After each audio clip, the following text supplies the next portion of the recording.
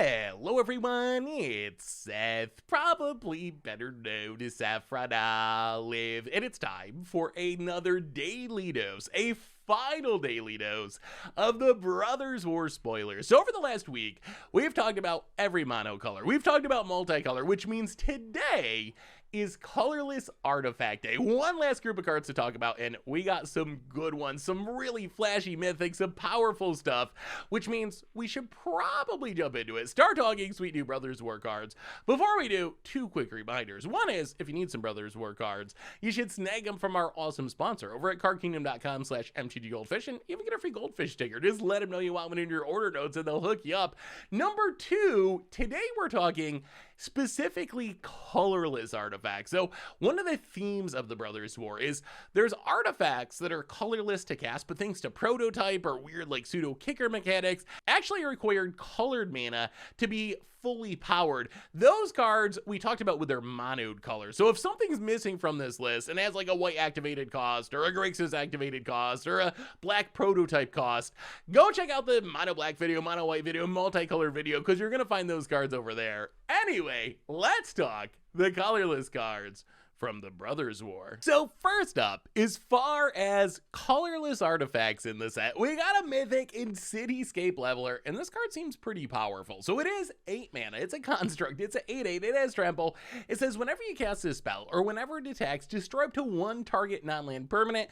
Its controller creates a tapped Power Stone token. So giving your opponent Power Stone, not a big deal. Blowing up your opponent's best thing, perhaps multiple times on an 8/8 trample fright, is a really powerful effect. This reminds me of Meteor Golem, but Meteor Golem all grown up. Meteor Golem, it's a 7 mana 3/3 that ETBs and blows up a non-land permanent. This is a 8 mana 8/8. You're getting so many more stats. I guess the slight twist is technically Cityscape Leveler triggers when it is cast rather than when it enters the battlefield. So you can't do Blink shenanigans or Panharmonicon shenanigans, but there's so many additional upsides. Unearth, being able to trigger when it attacks. So if you're playing Meteor Golem, unless you're like a Panharmonicon Yarok style deck, I think Cityscape Leveler is just a better version. So as I mentioned, it's worse specifically with Panharmonicon and Blink effects, but in every other way, it is just so much better. So I'm not sure this is quite Titan of Industry good. I still think Titan of Industry is just the best finisher that you can play. It is so flexible and does so much, but this might be the next best thing, and there's certainly a huge upside in being colorless, like being able to cast this in any deck. You don't need 3 green mana symbols to get it on the battlefield, so I expect this card's going to be pretty good. It works really well in the Power Stone deck if you can ramp into it with Might Stone and Weak Stone or other Power Stones. This is even a scarier threat, plus you can use Might Stone and Weak Stone in other Power Stones for the Unearth effect to get it back into play on the cheap after it dies. I think that this card is going to be really popular in Commander as well. If you think about Meteor Golem, some of the most popular decks to play it are decks like Ilhark, Feldon, Iktiki that can cheat it into play. I guess Iktiki can't, but the rest of them can. It's normally a card you cheat into play, and even though Cityscape Leveler doesn't have an ETB trigger, because it triggers when it attacks, it still mostly works with these cards. It's a little awkward with Ilharg because it comes into play tapped and attacking, but it's just as good, more or less, with Feldon and these other decks. So I think you'll see a lot of Commander decks either play Cityscape Leveler alongside Meteor Golem, or play it instead of Meteor Golem as an upgrade, outside of those few ETB situations that we talked about. So Cityscape Leveler, I think this card has a lot of standard potential. Yes, it's 8 mana, you gotta ramp into it, but if you do, it is really, really strong. I think it has Commander potential, and I don't think it's impossible that it shows up as like a Karn target in a format like Modern or Pioneer. We also got Energy Refractor, which is a card that's probably a lot better than it looks. So 2 mana artifact, ETB draws a card, then you can pay 2 mana, add 1 mana of any color. So the main value of this in Standard is it turns your Power Stones into real sources of mana. Because it's an activated ability, you can actually spend your Power Stones to make real mana.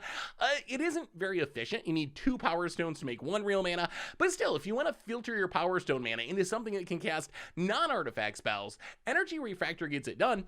It also is very good with infinite mana combos. If you have an infinite colorless mana combo, like Rings of Bright Hearth and Basalt Monolith, and you need colored mana out of it, this is going to give you infinite colored mana, and because it cantrips when it enters the battlefield, the cost of playing this is pretty low, and I think that is the main power of Energy Refractor. If you think about Prophetic Prism, or you think about Golden Egg, these other 2-mana ETB draw a card artifacts, they don't really do a whole lot, but they still tend to see play because they replace themselves when they enter the battlefield, and they have a lot of synergies. You can sack them to Doom Foretold or in Standard. Maybe you're reanimating big artifacts with Spirit Sister's Call. So I think that even though this is just a random common, it certainly has a lot of uses and probably has a chance to see play in specific commander decks and definitely in Standard as well.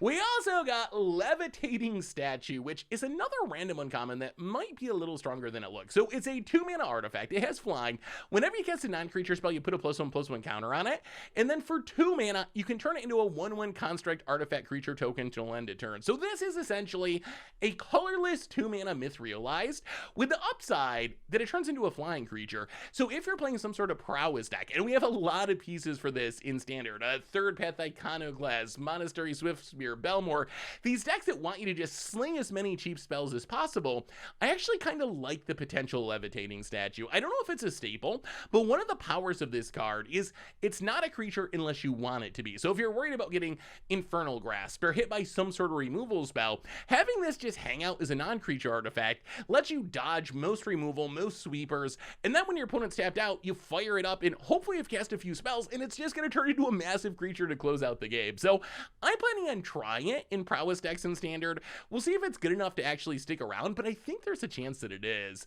We also got Liberator Urza's Battlethopter, a 3-mana 2/1 legendary artifact creature thopter. It has flash and flying. It lets you cast colorless spells and artifact spells as though they had flash, and when you cast a spell, if the amount of mana you spend on it is greater than Liberator's power, you get to put a counter on it. So this is essentially a very souped up version of Shimmermere. So Shimmermere, it's never been a 60-card constructed staple, although it does see play in artifact-based commander decks.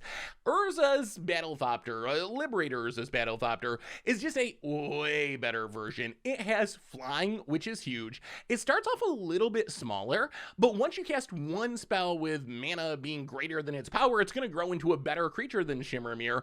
Plus, it works with any colorless spells, not just artifact spells, which means you can be using this to cast Ulamog, other Eldrazi with flash. You can cast All Is Dust with flash, which is probably more of a commander thing than a modern thing or whatever, but it still is very powerful. I think this might be a fairly popular colorless commander as well. For some reason, Hope of Guriper, well, I know the reason, is that there's not a lot of options, but Hope of Guriper is actually one of the most popular colorless commanders. I feel like if you're playing Hope of Guriper, Liberator is just a way more exciting version of that coming out of the command zone, and it's got some weird synergies in Commander with Morphs as well. Because Morphs cast face down or colorless, it lets you flash in Morphs. It's especially good with Kadena, which really wants you to be flashing in your Morph so you can get its discount each turn. So I think it's an easy staple there, but probably good in like Animorphs as well. So I think that Liberator is a really sweet commander card as far as seeing play in 60 card formats though.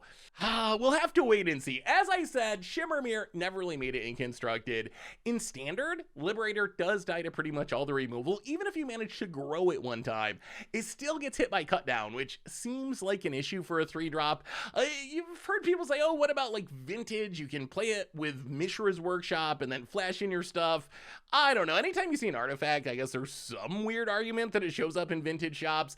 I'm not saying it, but I'm not a Vintage expert. I guess you could also play it in like Tron or something, but does Tron really want this? Is flashing in your stuff valuable enough to make it worth a slot? Probably not. So Liberator seems like a great commander card. I'm excited to give it a shot in Standard and see how good it might be, but I think it's mostly going to be something for Commander. Next up, we got one of the most hyped artifacts, and probably one of my favorite artifacts from the set, Portal to Phyrexia.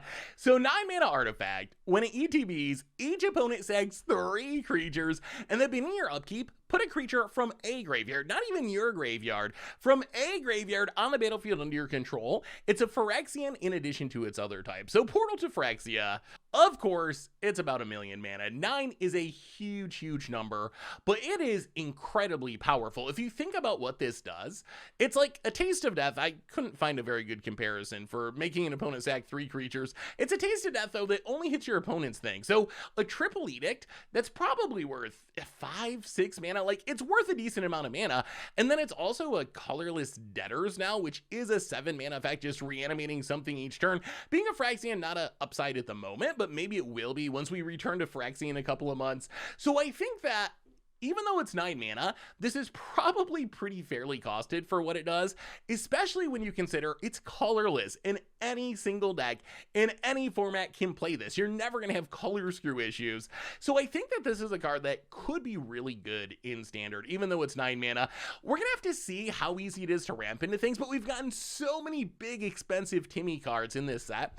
I gotta think that between Power Stones and traditional ramp, there's going to be decks that are ramping into this, and once this is on the battlefield, it is incredibly powerful. Like, free reanimation each turn, kill a bunch of stuff along the way, then you can reanimate the stuff that you kill. I guess there's a risk your opponent's gonna have some tokens. Maybe they played Wedding Announcement or something, or you're playing against soldiers and they got useless stuff to sacrifice, but still, this is a really powerful effect. I think it's even possible that we see it in older formats. I don't think it's a main deck card, but whenever you see an artifact, it's one of those cards that could show up in the Karn board, and Karn is just so popular in Modern and in Pioneer. It's one of the key cards in both of those formats that I could see this being just, you know, the one of that hangs out in your sideboard, and in the right situation, you got a ton of mana from Nykthos or Tron, and you snag it and wrath away your opponent's board.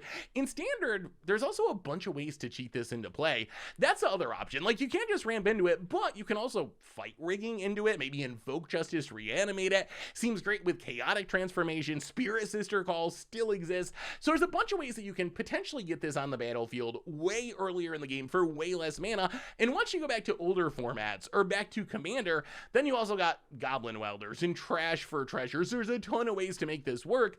The concern in Standard, though, is it can just get snagged by a cheap counter spell. And if you're on the reanimation plan, there are a lot of ways to exile things from the graveyard, and that is kind of the nightmare. If you ramp into a 9 mana spell only to have it hit by a 2 mana counter, it is a blowout.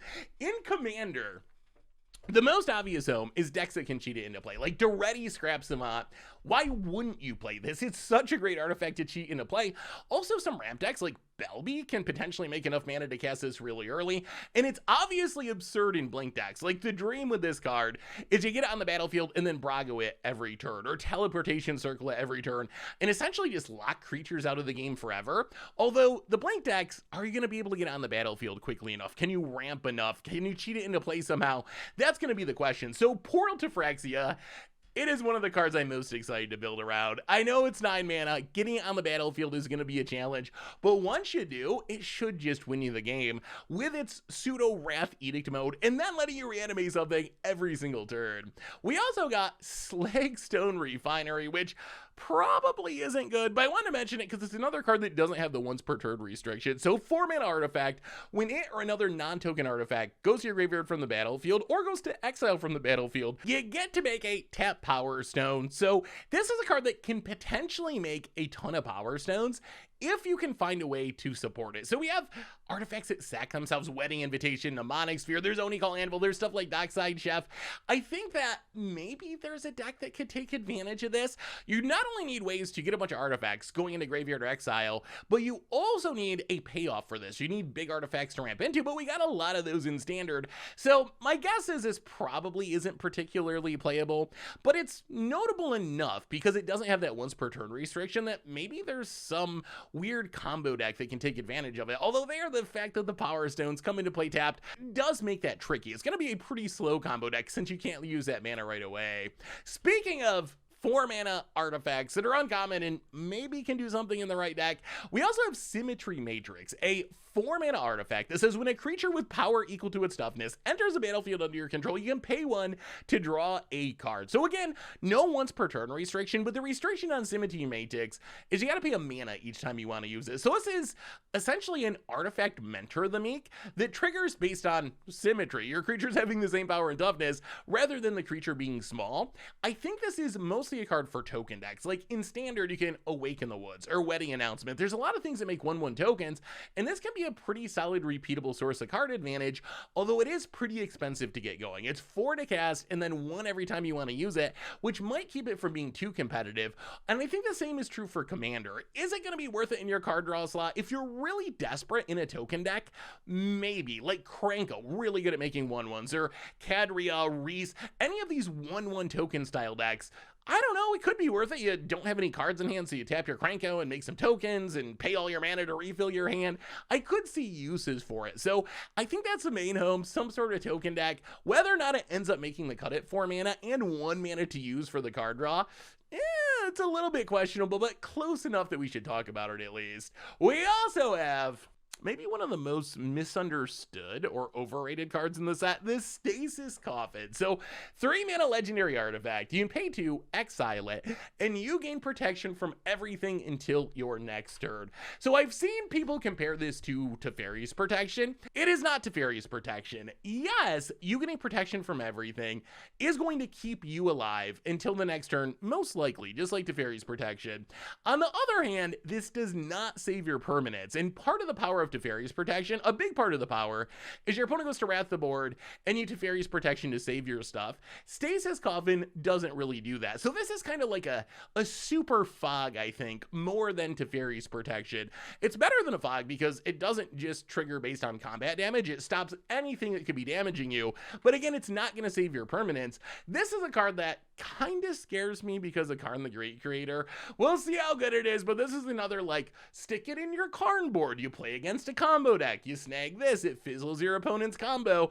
I really wish the Karn was a card that got banned, honestly. Maybe this is a set that does it, but I actually think that Karn has reached the point where we have such a critical mass of tutorable artifacts, and we have so much knowledge as to what makes a good Karn board that I think it actually might just be too good for Pioneer and too good for Modern.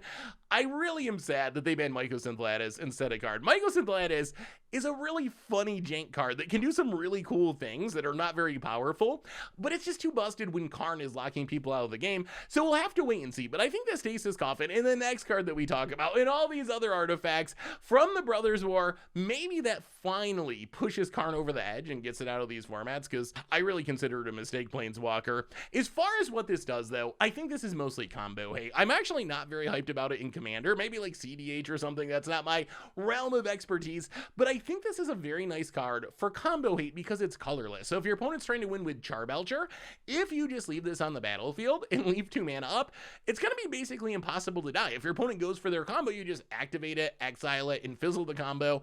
If your opponent's trying to win with something like Storm, it's going to get the job done there as well. So I think that's the role, as a sideboard card in formats like Modern and Pioneer, maybe even Legacy or Vintage, maybe in CDH, where this just fizzles your opponent's combo kill for the turn, and then hopefully you untap and are able to proceed and win the game. Although it is worth mentioning, this only protects you from damage-based combos. It's not going to stop you from losing to like Athasa's Oracle or other win the game effects, which is probably a vote against it in CDH. So Stasis Coffin, I don't think this is a Commander staple. I don't think this is the colorless Teferi's protection.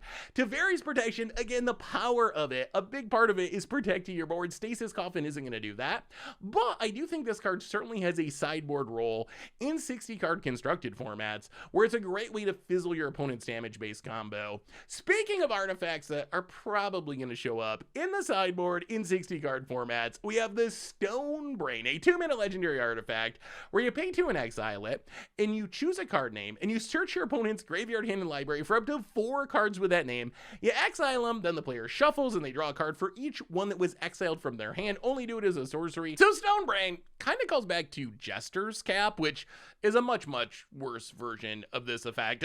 Jester's Cap, it's more expensive, and more importantly, it only gets 3 cards. So if your opponent's built around a combo and playing for their combo piece, this isn't actually going to get rid of all of their combo pieces. Stonebrain is like the 20 2022 version of Jester's Cap, or maybe more specifically, it's like literally an Unmoored Ego, or a Lost Legacy, or a Necromentia, where you just get rid of all the copies of your opponent's key combo piece, and that is the use for this card. I want to talk about this because people get confused with these cards, and you hear people that are like, I'm going to play this to get rid of my opponent's lightning bolts, or I'm going to sideboard this in to get rid of Shieldred or whatever. That's not how you want to play this card. This card has one very narrow specific use, which is when your opponent's playing a deck that is exclusively built around winning with one card, like Tron lands against Tron. If your opponent doesn't have Tron lands, their deck is going to barely function. Living End, if you're playing against Living End, without Living End, your opponent's left casting like underpowered 5 and 6 drops, maybe Past in Flames against Storm, maybe Primeval Titan against Amulet Titan.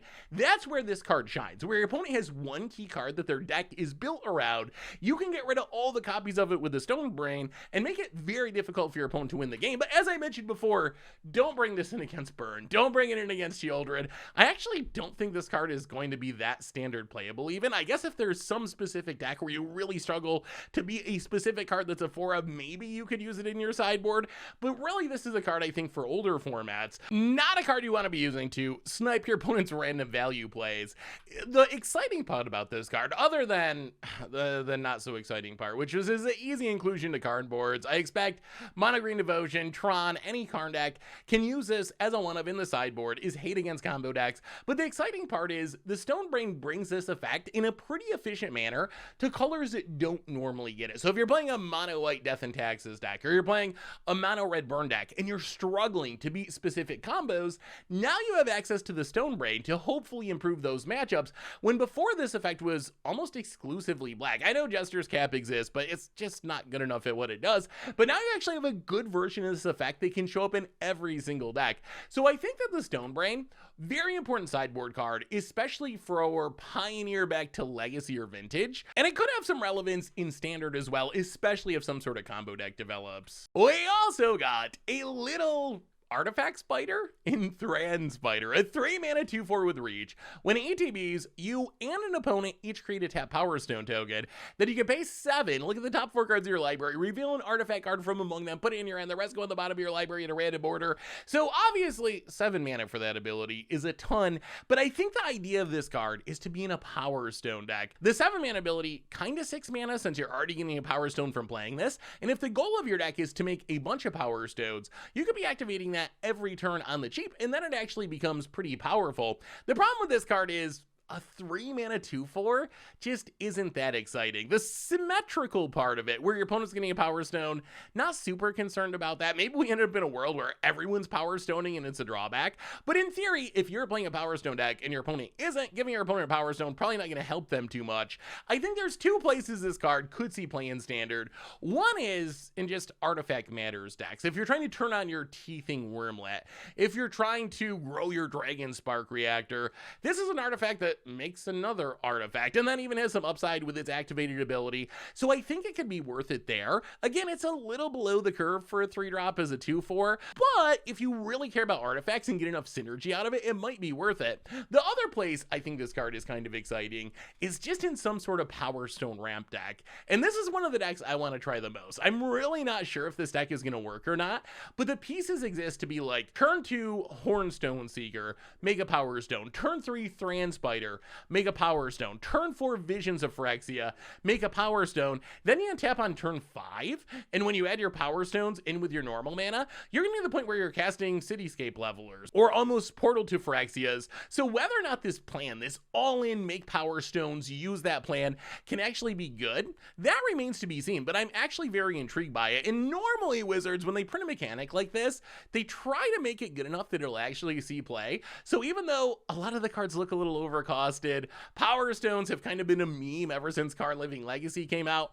I wouldn't be surprised if a Power Stone deck existed, and if the plan of Thran Spider is to get you to Cityscape Leveler on turn 5, or Portal to Phyrexia early in the game, then I think it might be worth it, even if it's a little bit under the curve as a 3-drop. We also got Thran Power Suit, a 2-mana equipment that equips for 2 and says equip creature gets +1/+1 for each aura and equipment attached to it and has ward 2. This is a card that I think is very good, but only in very specific places. This is a card for Voltron equipment commander decks. So not even equipment decks in general. If you're just throwing equipment around on a bunch of different creatures, it's not all that impressive.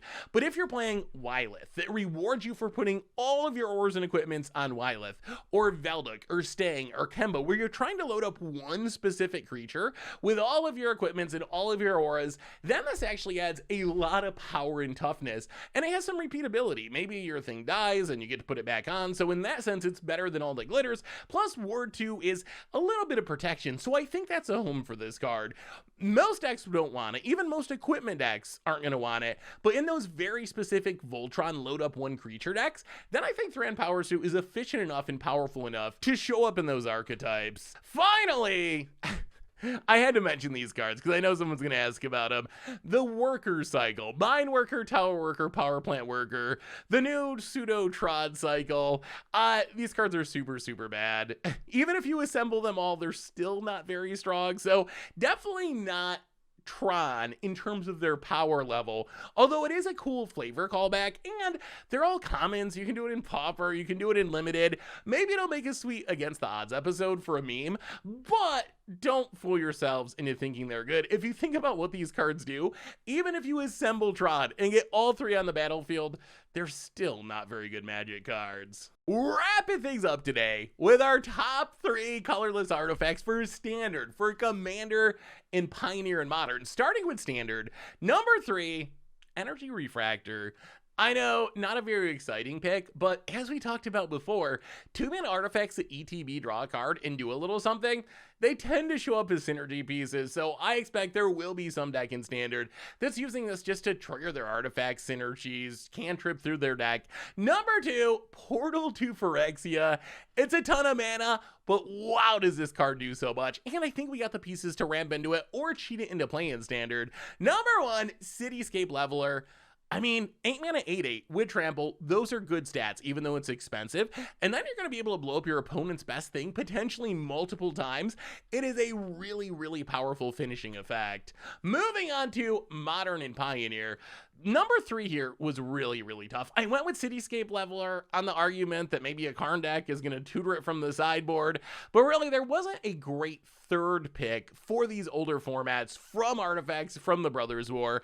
Number 2 and number 1, I think both of these are going to see heavy play. Stonebrain, going to see playing Karn boards in other sideboards, is combo hate in Modern and Pioneer, and the Ace of Coffin, kind of the same thing, combo hate out of the sideboard for your Karn boards for Modern and Pioneer. Moving on to Commander. Number 3, Liberator Urza's Battlethopter. It's a better Shimmer Mirror, so if you're playing Shimmer Mirror, this is an upgrade. Plus, I think it'll be a semi-popular colorless commander. Number 2, Cityscape Leveler. It's a Meteor Golem on a whole lot of steroids. Yes, there's certain decks like Yarok that aren't going to like it as much, but it does so much and works with so many of the decks that would want a Meteor Golem and has such better stats, and it has Unearth, that I think for most decks, this is just a huge, huge upgrade. And then number 1, Portal to Phyrexia. It's going to blow people out with the Triple Edict, reanimating every single turn, going to put the game away. Plus, we're playing Commander, where we all are ramping and have a ton of mana, and tons of really good ways to cheat this into play, like Goblin Welder and friends. So I think that this is going to show up in the top end in a lot of different decks in the Commander format. Anyway, that brings us to the end, not just of our artifact cards from the Brothers War, but from our entire Brothers War review. So what do you think? We've talked about all the artifacts. We've talked about all the other cards. What are you hyped for? What are you building? What do you think of this set now that we got the complete picture? Let me know in the comments. And coming up soon, we're going to be getting to play with these cards. I think this video should be going up Thursday, which means it's early access day. So you should be able to head over to the stream, twitch.tv/MTGGoldfish, around 4 or 5 Eastern time tonight. We're going to be checking out new Standard decks with the new cards, and we'll have a ton of videos coming up once the set fully releases as well. So thanks for hanging out. I know it's been a weird spoiler season being away in Vegas, so we couldn't do things every day, but thanks for hanging out for the set reviews. And next spoiler season, we'll be back to talking about cards every day as they are spoiled. So I love you all, everyone. Thanks for being awesome. I hope you enjoyed it. Have a wonderful day, and I will talk to you soon.